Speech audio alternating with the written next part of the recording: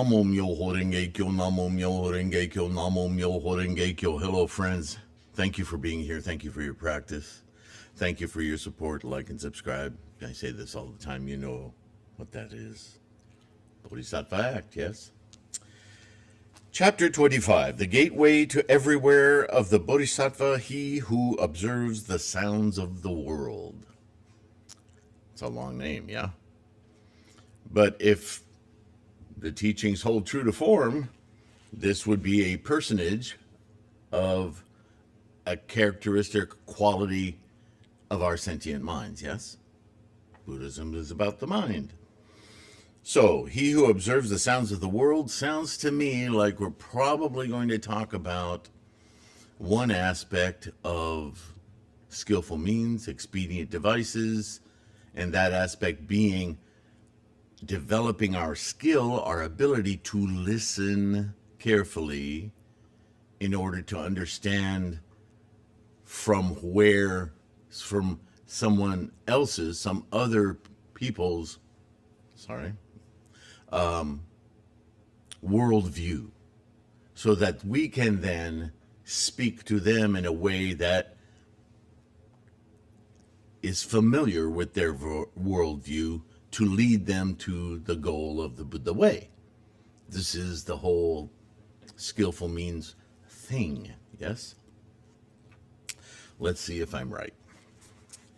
At that time, the Bodhisattva Inexhaustible Mind, Akshahyamati, straightway rose from his seat and, bearing his right shoulder and facing the Buddha with palms joined, said, O world-honored one, for what reason is the Bodhisattva, he who observes the sounds of the world, Avalokitesvara, you may remember us talking about him before, called observer of the sounds of the world?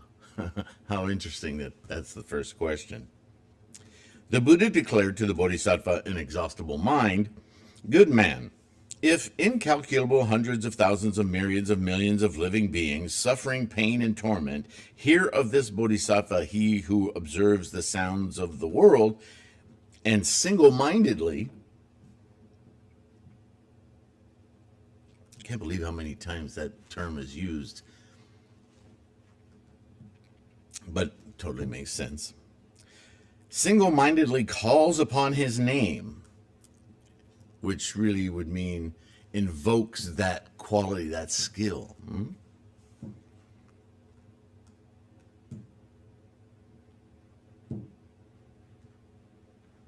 The Bodhisattva, he who observes the sound of the world, shall straightway heed their voices, and all shall gain deliverance. So that's another way of saying is when you commit single-mindedly to have this skill, that is a core aspect of a bodhisattva, isn't it?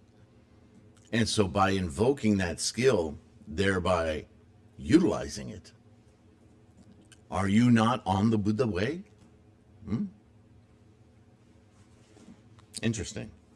If there is one who keeps the name of this bodhisattva, he who observes the sounds of the world, even if he should fall into a great fire, the fire would be unable to burn him, thanks to the imposing supernatural power of this bodhisattva. Are we talking about an actual fire and actually burning? No.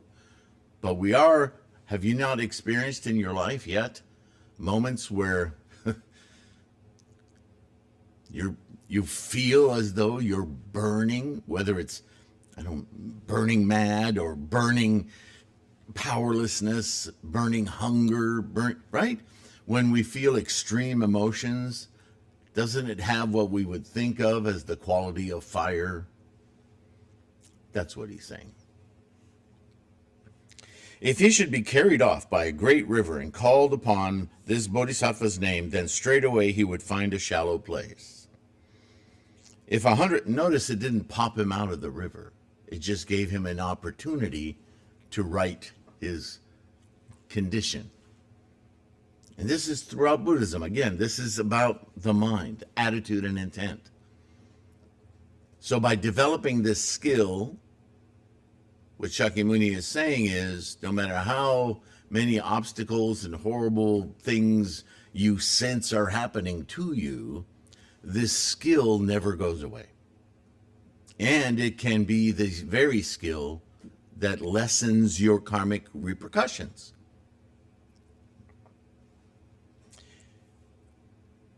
If 100,000 myriad millions of living beings enter a great sea in the quest for gold, silver, viduria, giant clamshell, agate, coral, amber, pearl, and other such gems, even if a black wind blows their ship away, carrying it off and plunging it into the realm, I don't know what's going on with my nose, but I apologize, plunging it into the realm of the Rakshasa ghosts, if there is among them but one man who calls upon the name of Bodhisattva, he who observes the sounds of the world, those men shall be delivered from the troubles caused by the Rakshasas. It is for this reason that he is called the observer of the sounds of the world, or the cries of the world. I wonder if that's the same. I'm not sure. I'll just stick with what it says. Does this not sound like a skill of compassion? The Bodhisattva observer of the sounds of the world may be just this welling of compassion. Let's continue. If again a man who is about to be murdered calls upon the name of a Bodhisattva, he who who observes the sounds of the world, interesting, then the knives and staves borne by the other fellow shall be broken in pieces, and the man shall gain deliverance. Now, that's a little bit more direct of a visual, but still, understand, this is storytelling, yes? If there should be 1,000 million-fold world of lands filled with yakshas and rakshasas who wish to come and do harm to others, if they should but hear the name of the Bodhisattva, he who observes the sounds of the world, these malignant ghosts would not be able even to look upon those others with an evil eye, how much less to inflict harm on them. Even if there is a man, whether guilty or guiltless, whose body is fettered with stocks, pillory, or chains, if he calls upon the name of the Bodhisattva, he who observes the sound of the world, they shall all be severed and broken, and he shall straightway gain deliverance. Does that mean all the chains actually fall off of him and he walks away? Attitude and intent, attitude and intent. If he raises his compassion, even in such a dire circumstance, he no longer feels the weight of that circumstance.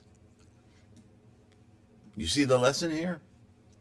If in 1,000 million-fold world of lands full of malicious bandits, there is a merchant chief whose men are carrying precious gems over a road by a steep drop, if there is among them one man who makes this proclamation, good men, do not let terror take possession of you.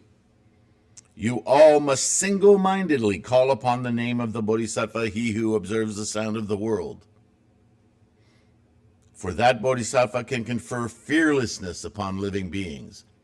Are we talking about a magical being floating around going, no, have no fear, have no fear? No, it's an attitude shift, right? You're walking along a steep Himalayan path. It's precipitous. Little rocks are falling off. You barely have a foothold. If you're constantly concentrating on your fear, it's much more likely you're going to fall, because your mind is locked into that reality. But if you raise compassion for others, concerned about the others in front of and behind you, or even further, no, stop that. My little dog wants to chew my robe. You know, puppies, they want to chew everything. Sorry. For that Bodhisattva can confer fearlessness upon living beings. Your attitude can manifest fearlessness for you, and because we radiate our senses, our energy, you will help the others as well. That compassion, yes? If you all call upon his name, then from these malicious bandits you shall contrive to be delivered. And if the multitude of merchants hearing this speak the words in unison, saying, Namo, Bodhisattva, he who, Bodhisattva Ya? He who observes the sounds of the world, then by the mere calling upon his name, they shall forthwith gain deliverance. Gain deliverance. They will not fall. They won't have a reason to fear.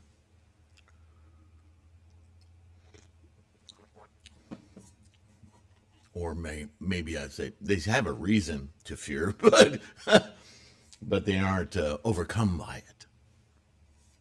Yeah, I like that better.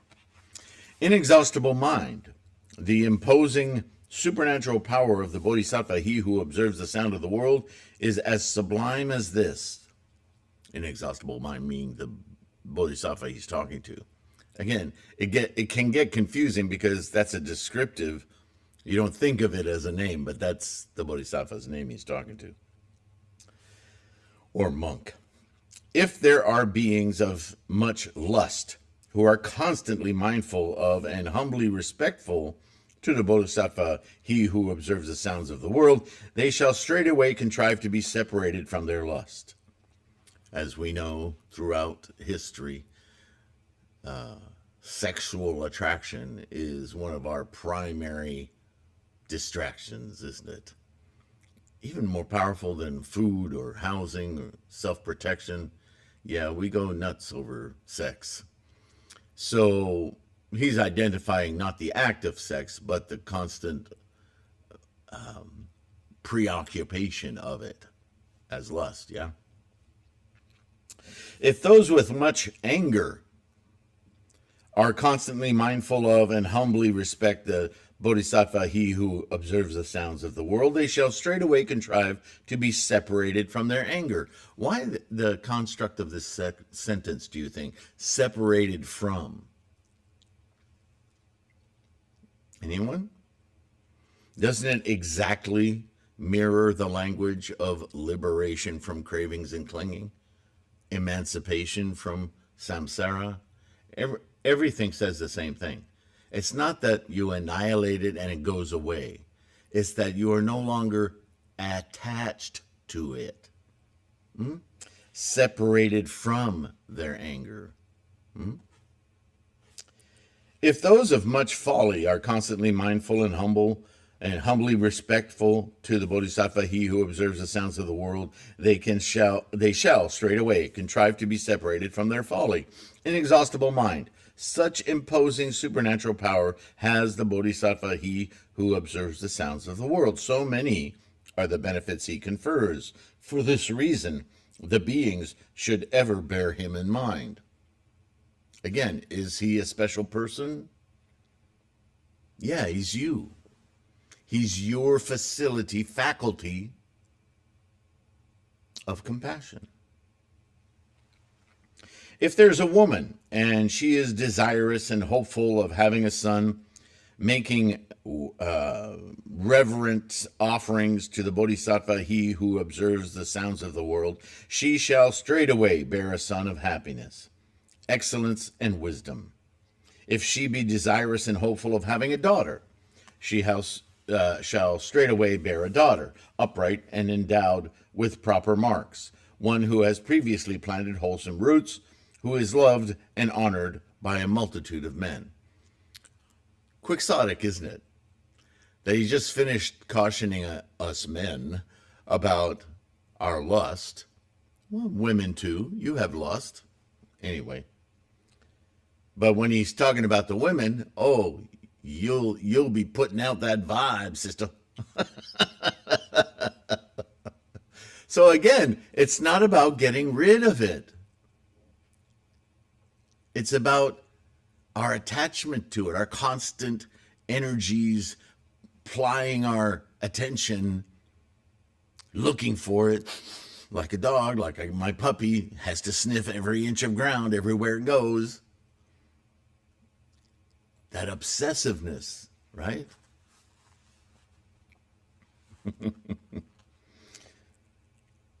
O inexhaustible mind, such is the power of the Bodhisattva, he who observes the sounds of the world. If there are beings who in humble reverence who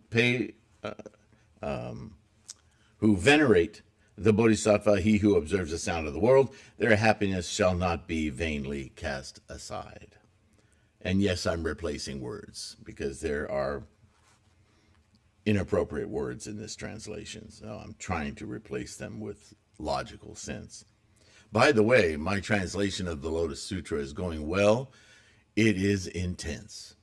I never realized how much the language, the words used in these translations, until I started taking them apart so that I could interject my own thoughts. This book is going to be something. Anyway, I'm working on it. There's a current artist proof available. You can get it if you like, just to get an idea what I'm doing. I'm updating it all the time, almost daily. But I'll let you know when I feel it's complete. Rest assured. It'll say so on the site as well. For this reason, the beings must all receive and keep the name of the Bodhisattva, he who observes the sounds of the world. Inexhaustible mind, if there is anyone who receives and keeps the name of Bodhisattvas as numerous as the sands of 62 million Ganges rivers, also exhausting his whole physical being in offering food and drink, clothing, bedding, medicine, in your thinking, how shall it be? Shall the merit of this good man or good woman be much or not? Inexhaustible mind says, well, very much, O world-honored one. What else could you say? Other than, that's a lot of bodhisattvas to remember, right? But the lesson is about those capacities, those capabilities, not their names and where they live and all of that, right? You understand this by now.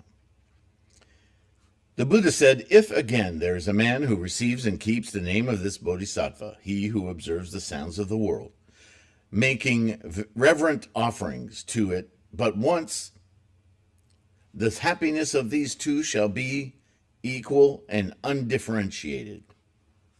Well, interesting. You actually raise your life condition, if you will, to that of that bodhisattva. Well, that's like saying, if you raise the mind of compassion, then guess what? You're compassion.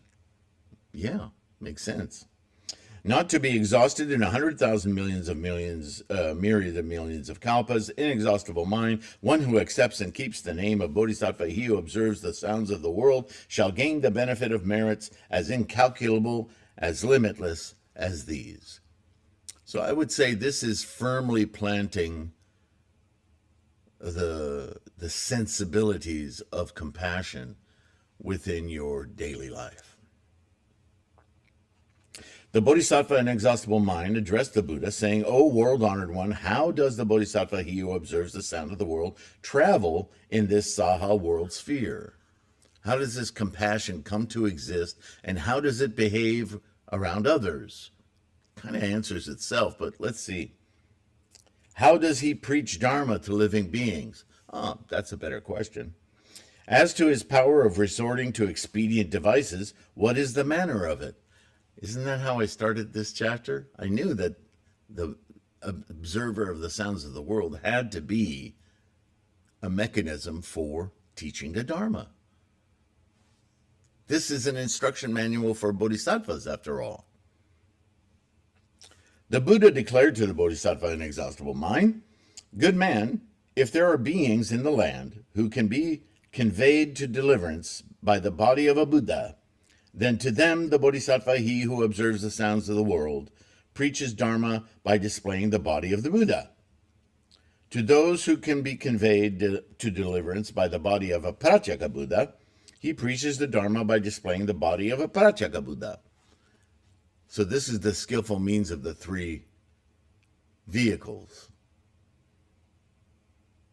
In other words, know your audience. Know, or as they say now, know the room. To those who can be conveyed to deliverance by the body of a voice hearer, he preaches Dharma by displaying the body of a voice hearer. Not displaying it as, look what I got in the box here. You yourself, you get into the manner of the person that you're leading so that you feel familiar and comfortable for that person, right? As an equal, leading them toward the path, for them to take the path, right? We never teach others with the idea that I'm superior to you. Now let me tell you how to practice. We take, with compassion, we take their point of view and we lead them toward the Buddha point of view from wherever they are. That's compassion. That's knowing and accepting the level, the place, the worldview from which this willing participant in listening to you is sitting, is living in. You're going to increase that life condition, undoubtedly. But you don't start out by saying, you're in a lower life condition, I can help you. Not too many people are going to accept new information from somebody who has already displayed to them that they are lesser. We all were lesser at one point. So with compassion, oh, I see where you are. And I understand. It's kind of like this and that. And you could share stories and you could create a bond. Then you can introduce new things. And then you'll get a shared acceptance. That's exciting. That's shoju. That's how we teach others. Now, sometimes those others will bring to us some mess of something they heard somewhere else. And we have to be really compassionate then and go, oh, gosh, yes, I remember hearing that too. And that's so messy. I mean, what do you think of that? Well, I thought that, and hear them out. Don't be too quick to say, that's stupid. Let me correct you. Right? Who listens to that kind of information? It might work, but it's a low percentage, right? So that's what this lesson now is saying to us. Understand that people are seeking, and there's voices all around. That's the age we're living in. And a lot of things that are being said can be distracting, even to you. So listen, even if you hear it and you go, oh my God, I remember when I was that stupid, right? Make that be more compassionate. Oh gosh, I remember hearing that too. Yeah, there's a lot of that, and it's really misinformation. It's misguided. It's not quite right. What do you think about it? Listen to them, because you'll hear a lot of clues as to where their confidence is, where they're not so sure, right? It's important for them to expurgate that out of their dialogue in their head, and for them to know that you heard them. That's part of the bond, yes? And then while you're listening to them, you can think of examples from the sutra. Yeah, what do you think then of this when he says this, or when the sutra talks about this, or when Shakyamuni, or Nichiren, when Nichiren talks about this? What do you think he's saying? Yeah, well, that doesn't really agree. Yeah, I think you really need to look at that statement and take it apart a little bit more, and it kind of falls apart. Right? Be compassionate. Oh, again, my nose. Excuse me. I lost my spot. The Buddha declared to the Bodhisattva, an inexhaustible mind, good man, if there are beings in the land who can be conveyed to deliverance by the body of a Buddha, we read that already, who observes the sound.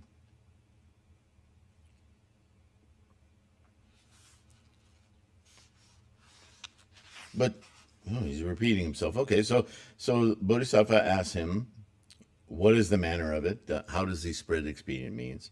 And the Buddha explains that he takes the personage of who this person is ready and willing to listen to, right? He's not saying he's a Pratyeka Buddha, therefore I'm going to be a Pratyeka Buddha. He's saying if he's a Pratyeka Buddha, he's ready to hear from a more practiced, but maybe an arhat in his mind, then I'll take that position. but it's still familiar to the Pratyeka Buddha, right? You don't want to distance yourself too much because then you're like a foreigner. You need to go through a much greater deal of acceptance, and you risk putting a chasm between you two. So he goes on with the Pratyeka Buddha, displaying a voice hearer, displaying a Brahma king, displaying a God chakra, to those who can be conveyed to deliverance by the body of a self-mastering God. So he has all these different personages that he goes through.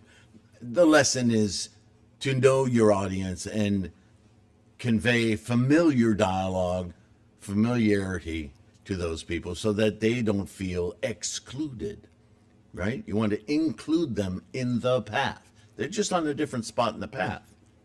That's the way to look at it, right? Because they all have Buddha. They just need to get there from wherever they are.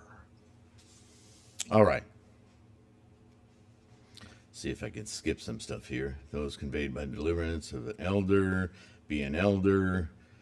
Dharma displaying body of a householder, to those who can be conveyed by the body of an official. Preachers of Dharma displaying the body of an official. Yeah, some people like authoritarian leadership. They just want to be told what to do. So still get to know that they're the person who wants to hear from a particular kind of authority, right? A householder, somebody who runs a household. You can relate to them on those terms. It's when you take it apart, it's really kind of self-evident, but we don't tend to think this way, do we?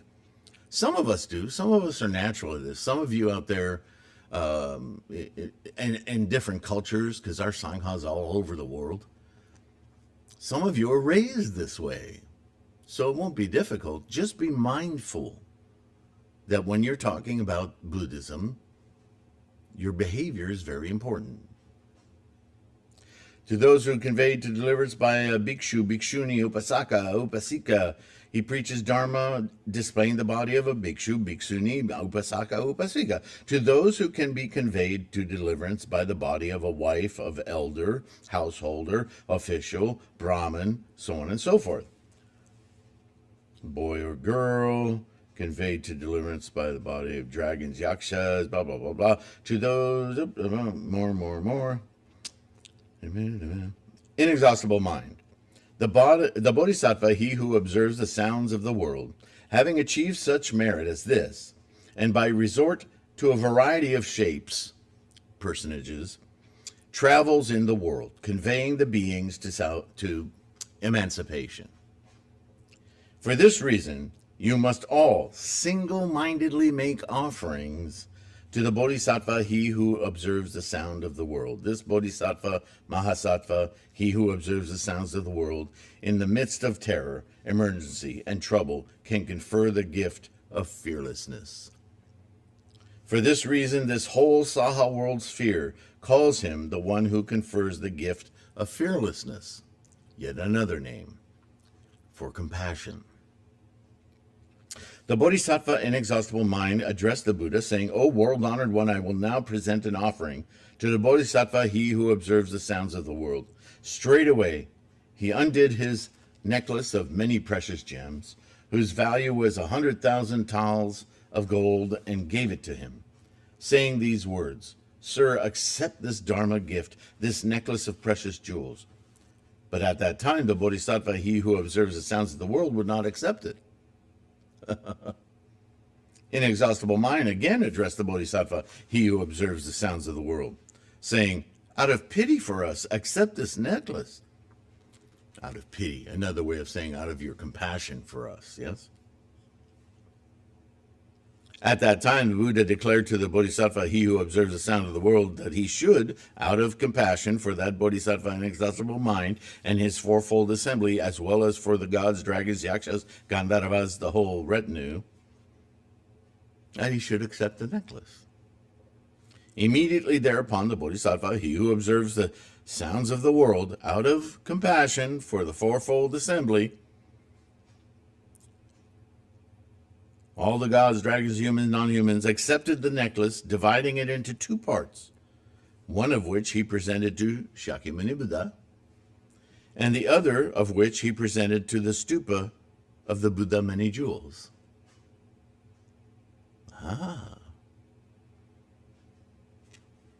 The stupa many jewels, right? Which I've often have told you during this reading is our Butsudan and mandala. Thank you, Nichiren. He's given us a physical embodiment of this treasure tower, which is ultimately you and I. We are the treasure tower, but we need mirrors. We're in samsara. We need to see clearly. So we have these brilliant devices that Nichiren gave us. The scroll and the Butsudan to house it, protect it. The stupa with the 7 jewels. O inexhaustible mind, in possession of such supernatural powers of self-mastery as these, does the Bodhisattva, he who observes the sounds of the world, travel in a Saha world sphere. At that time, the Bodhisattva inexhaustible mind, questioned by resort to Gatha, saying, O world-honored one, fully endowed with subtle signs, now again I ask about that son of the Buddha, for what reason he is named one who observes the sound of the world. The Buddha replies, listen you to the conduct of the sound observer, the one who responds well to all places in all directions. His broad vows, as deep as the ocean, throughout kalpas beyond reckoning or discussion, he has served many thousands of millions of Buddhas, uttering great and pure vows. I will tell it to you in brief. The hearing of his name, the sight of his body, and the recollection of him in thought do not pass away in vain. For he can extinguish the woes of existence, even if someone whose thoughts are malicious should push one into a great pit of fire. By virtue of constant mindfulness of sound observer, the pit of fire would turn into a pool. Again, everything is about experience. Experience as the mind perceives. Or one might be afloat in a great sea in which are dragons, fish, and sundry ghosts. By virtue of constant mindfulness of sound observer, the waves could not drown one. Or being on the peak of Sumeru, one might by another be pushed off.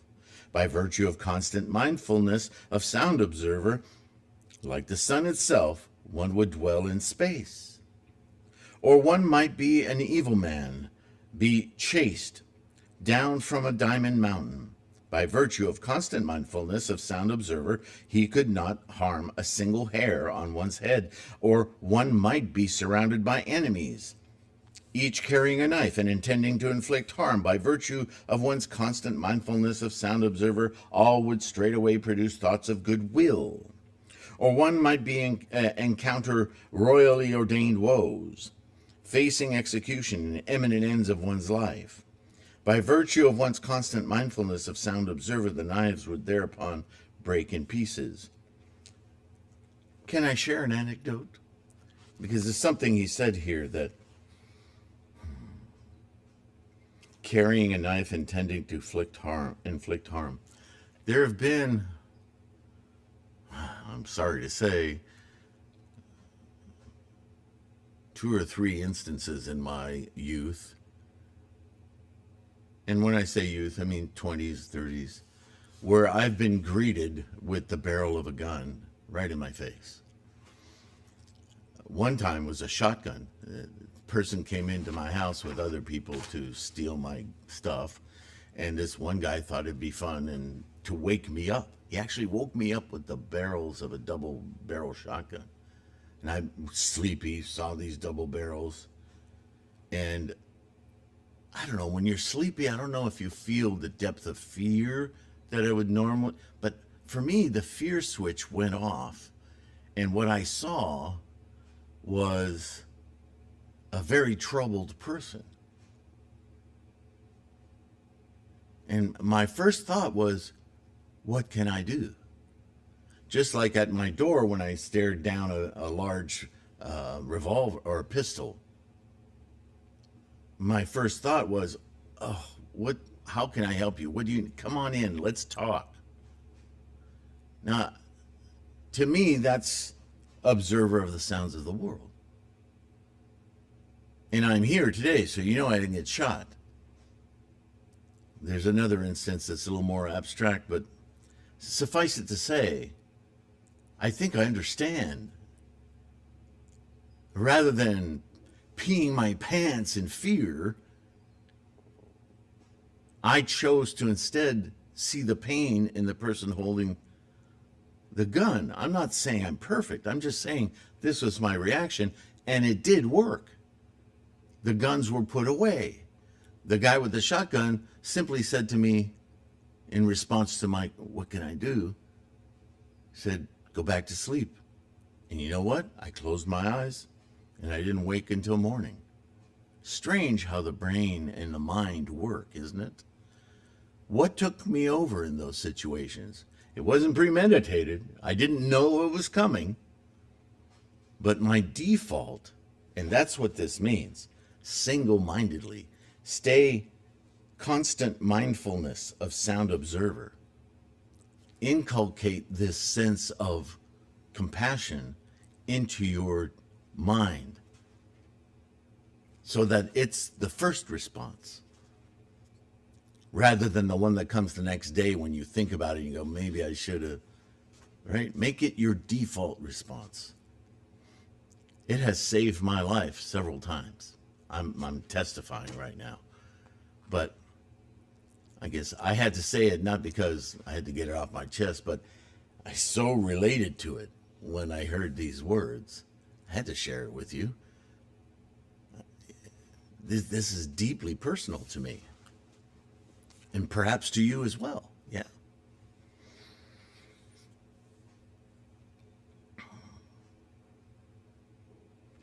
When either by spells or by curses or by various poisonous herbs, someone wishes to harm his body, the victim, by virtue of his constant mindfulness of the sound observer, shall send them all back to plague their authors. I think this is where in the West we get sayings like ignorance is bliss, or, and I'm not saying compassion is ignorance. I'm just saying that our state of mind, if it is in any way benevolent, in other words, not gripped easily by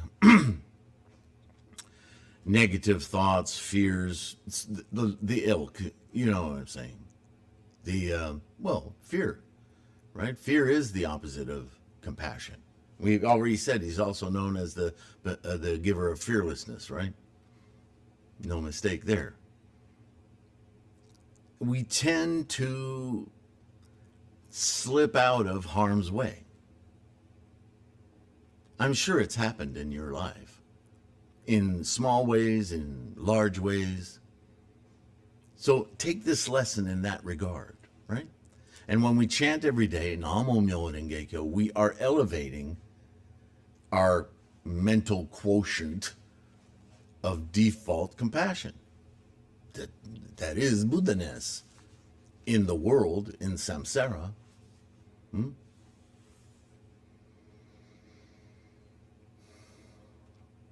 One may encounter evil rakshasas, poisonous dragons, ghosts, and the likes.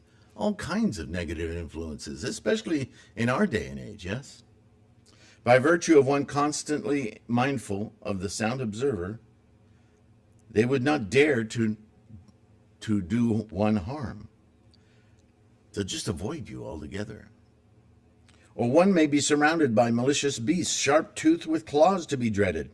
By virtue of one's constant mindfulness of sound observer, they shall quickly run off to immeasurable distance. So he's answering this, what's his name, boundless intelligence or whatever it is. What is it? Inexhaustible mind. It sounds like a condition, doesn't it? Anyway. Yeah, I mean, how many times does he have to say it? This is how you course in the world. With your compassion, It's seen in your actions, in your responses, right? The beings suffer embarrassment and discovered incalculable woes press in upon them. The sound observer, by virtue of his unblemished knowledge, can rescue the world from its woes. He is fully endowed with the power of supernatural penetration and broadly cultivates wisdom and expedient devices. In the lands of the 10 quarters, there is no etc., not sure what that means, where he does not display his body. The various evil destinies, those of hell, ghosts, and beasts, as well as the pains of birth, old age, sickness, and death, all little by little are extinguished. So this is the mind of compassion. Gradually pushes these other fears and obstacles and conditions of samsara out of the mind. Ooh, I've gone on longer than I should. I don't want to be repetitive, so yet I don't want to miss anything. O you of the true gaze, of pure gaze, of the gaze of broad and great wisdom, this inexhaustible mind, of the compassionate gaze and the gaze of goodwill, we constantly desire, constantly look up to the spotless pure ray of light, the sun of wisdom that banishes all darkness, that can subdue the winds and flames of misfortune, and everywhere give bright light to the world. Right? This is our Bodhisattva mission, right? We're almost done, so I'm going to go ahead and finish this chapter, all right? Couple more minutes. The thunder of the monastic prohibitions, whose essence is goodwill, and the great and subtle cloud, which is the sense of compassion, pour forth the Dharma rain of sweet dew, extinguishing and removing the flames of agony. When disputes go through civil offices, when they terrify military camps, by virtue of constant mindfulness of the sound observer, the multitude of enemies shall all withdraw and scatter. The delicate-voiced one who observes the sounds of the world, and the Brahma-voiced sound of the tide, are superior to the sounds of the world. Therefore, one must ever be mindful of them. From moment to moment, conceive no doubts. For the pure saint or sage who observes the sound of the world in the discomforts of pain, agony, and death can be a point of reliance, fully endowed with all the merits, his benevolent eye beholding the beings. He is happiness accumulated, a sea incalculable. For this reason one must bow one's head to him. At that time, Bodhisattva Earthholder straightway rose from his seat and, coming forward, addressed the Buddha, saying, O world-honored one, if there is a living being who shall hear this chapter of the Bodhisattva, he who observes the sounds of the world, the deeds of self-mastery, the manifestation of the gateway to everywhere, the powers of supernatural penetration, be it known that that person's merit shall not be slight. When the Buddha preached this chapter of the gateway to everywhere, within the multitude were 84,000 living beings, all of whom opened up their thoughts to unequaled Anuttara Samyak Sambodhi. We're going to have fun in the next chapter. Not that we haven't had a jolly good time so far. Chapter 26, Dharani. That's a favorite confuser. But it could just as well be called acronyms or abbreviations. Anyway, we'll get into it in the next video. Thank you so much for listening and your study. And share your insights in the comments if you would. Questions as well. And if you're more comfortable doing so privately, use my email, tlksylvain@gmail.com, yeah? And let me know any confusions you might have, whatever. Just let me know where you're at. Or even, anyway, most important to me is that this resource gets supported by your likes and subscription, of course. That's the algorithm thing. It helps us reach more people. But also from our patrons, who are amazing supporters through their donations on Patreon and through PayPal. But also those of you who buy ebooks, mandalas, or print books. Don't forget, there's a lot of free stuff. All the podcasts are free, and there's tons of information on threefoldlotus.com. All the links are in the description. You know what to do. And I will see you in the next one. Guarantee. All right? See you then. Thanks again for being here. Take care of your health. Bye for now.